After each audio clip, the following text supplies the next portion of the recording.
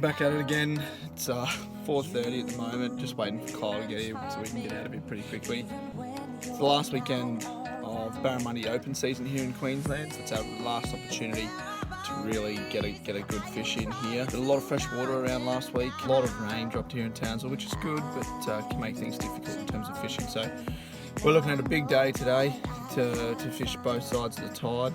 It's about high tide in about another half hour. We'll fish all of the run out and then pretty much most of the run in for the day and see if we can't catch us a couple of fish. So come along and see how we go.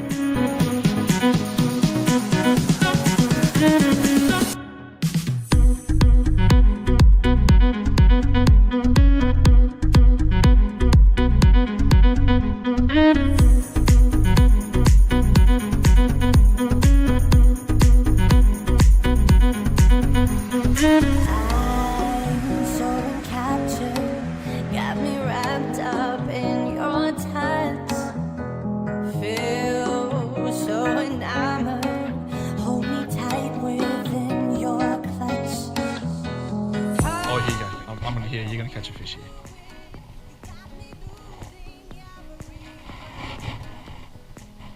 Oh, I'm not going to catch a fish. To make my heart beat out my chest. Now I've got you in my space. I won't let go of you. Got you shackled in my embrace. I'm latching onto you.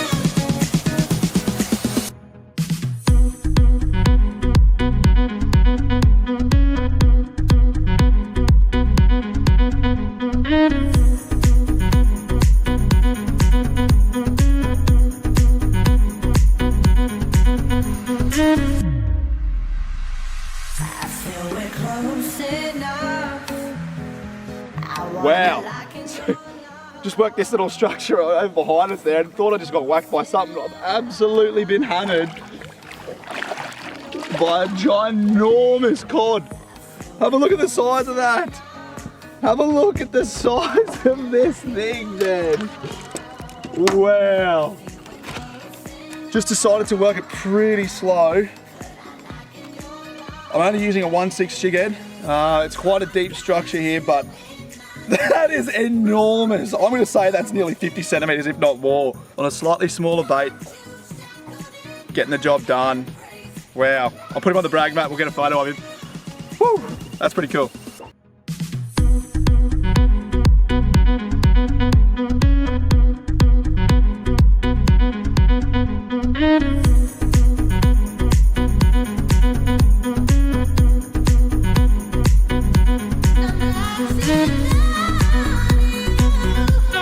Hey guys, welcome to another segment of Talking Tucker with Bales.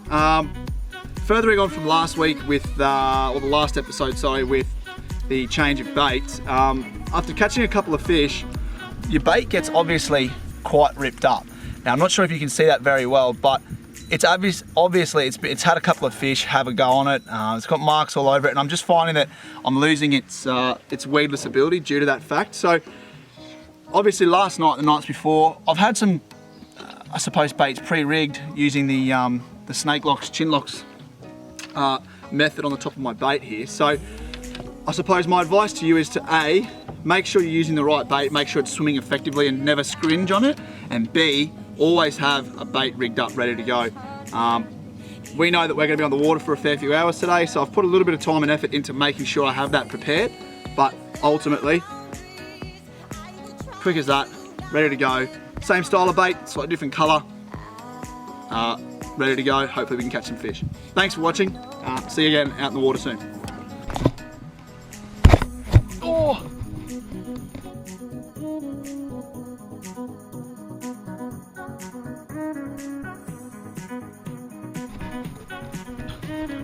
Just been a bit of a lee lately.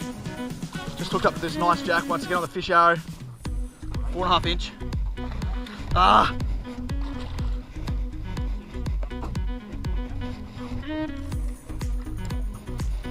Oh! Beautiful jack. Yes. Yeah.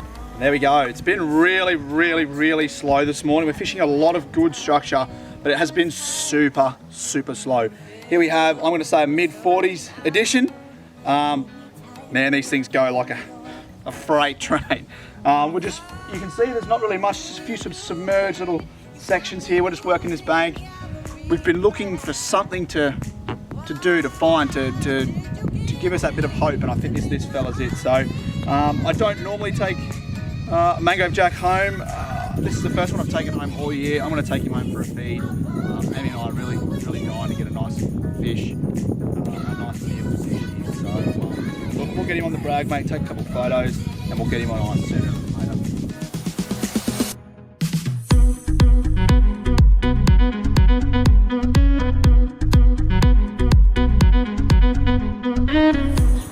Rightio guys, so we had an absolutely massive day on the water today. It was really long, really starting to get very hot up here.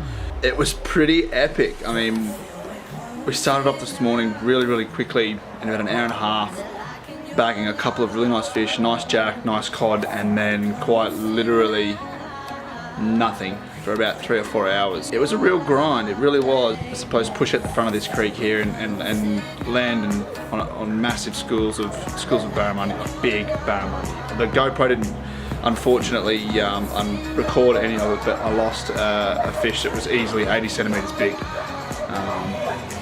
It was pretty impressive. It was a 6-inch bait, like it was enormous, and we're throwing it around and all of a sudden thump. It was a wild ride. It breached up out of the water and just unfortunately spat it out, but in the end it was a really good day, hot day, a warm day, but after all this rain there's a lot of bait pushing around, which is fantastic for our fisheries in the next, I suppose, few months. So it's really important to remember that coming into the 1st of November, the barramundi open season will now close. So it's really important that you keep in touch with your, I suppose, your local regulations and guidelines in terms of that sort of stuff. Whether you need to have a permit for certain types of areas or certain types of fish, or there's open and closed seasons for catching and releasing fish. Right guys, so seeing as I managed to bring a fish home today, I thought I'd share a little bit about how I like to prepare and like to cook most of the fish that we do bring home. I've just cracked a nice cold one. It's been absolutely blisteringly hot today. I'm roasted from top to bottom. I'm not sure if you can see that, but I'll grab a couple of ingredients and I'll show you what we like to use when we like to bake our fish. Right, so a couple of ingredients that I like to use. I like to keep it fairly simple, but it still allows a fair bit of taste and flavour. So I've just prepared the mangrove jack. I've gutted it and gilled it. It's nice and clean. I've also scaled it, so it's ready to be put on a baking tray and put in the oven. I've got the oven preheating at the moment to about 180 degrees. It shouldn't take more than about 20 so minutes to get to that sort of temperature. And then we'll put the mangrove jack in for about 45 minutes, probably turning once during that process. So the first thing I suppose we like to do is, I suppose you can use a little mixing bowl if you need to, but we just basically do it all at once. So a little bit of oil, we like to use a bit of veggie oil, we like to use salt and salt flakes rather than grain salt, a bit of pepper, and our favourite ingredient, garlic. It's really important that you smear the fish with a lot of garlic. It's always very tasty. Obviously guys, just simple ingredients that make life a little bit nicer and really tasty once it's come out of the oven. So I'll put it all together. We'll grab the mangrove jack out now. We'll start preparing it. We'll give it a bit of a wipe down with this sort of stuff, and we'll get it in the oven, and hopefully we'll come up with some nice tasty fish.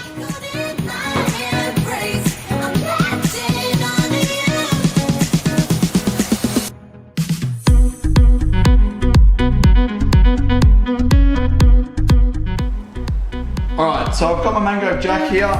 I've gilled him, I've gutted him. He's ready to go. He's been washed, he's been clean. You can wash him again, I suppose, if you wanted to. All I'm going to do is make 3 or 4, I suppose, scores in the flesh to make sure that all of our ingredients make their way into the flesh of the meat. Do both sides. Now I'm not cutting very, very deep, but I'm just making sure that I've, I suppose, scored the top of the skin.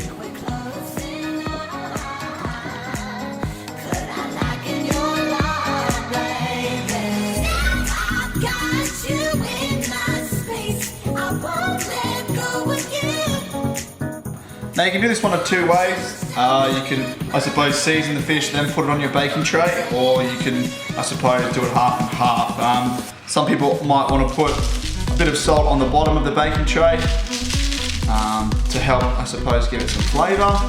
But first of all, we like to generally just coat it in a bit of oil, give it a bit of a massage, I suppose, making sure that it's nice and evenly coated. And then the fun part. Next part is getting a bit of garlic and massaging it into each of the scores there. It's really important. I suppose you can put just a dab of each, but it's really, really important that you're getting that garlic, I suppose, inside those sections there. The oil gives it a really nice crispy flavor as it's baking. Then I suppose if you want, just giving the garlic a nice rub. You can do both sides if you like. Pack it up, give my hands a bit of a clean. And season it with some salt, season it with some pepper. You'll be good to go. You can also add some to the inside of the meat if you're like me and like a lot of garlic. Massage it in there, get it in the flesh, make it nice. Makes it all really tasty. There we go, I'll just massage that in there. Alright, so I've already seasoned the bottom of the plate there. I'm just going to lay it down as best as you can. Now I'm just going to season it with some salt, season it with some pepper, and it'll go into the oven for about 40 minutes, as I said before. Turning once to make sure it's getting an even coat. So get a little bit of salt.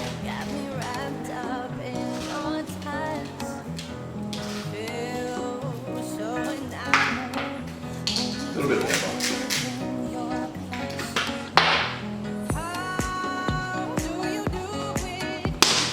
Like your boat, it's really important to keep a nice clean workspace. Preheat the oven. That'll go in there.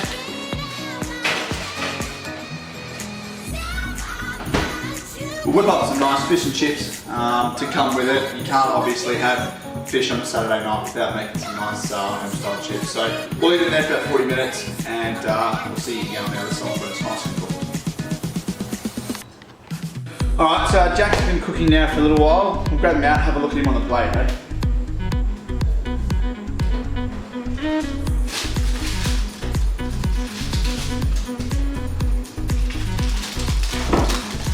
Absolutely fantastic. Some people like to say that the cheeks of Mango Jack are the sweetest. Totally, I suppose, personal preference. Look, we'll maybe peel back some of this skin, get some of these segments out, put them on some plate, hit them with some chips. Hopefully we can enjoy it. It smells amazing. Most importantly, guys, I really hope you've enjoyed this video. This is a wonderful way, or a wonderful reward to, I suppose, enjoy the time and effort you put on the water. I really have to be thankful to those friends around me. When we're in the dumps, you can spread the word and someone always has a trick up their sleeve to help you out. So don't forget to always be thankful of people that show you those new ways and new things or new techniques, new spots, etc, etc. So, as always guys, to finish off, don't do drugs, do your homework, be good to your mum. Bales out.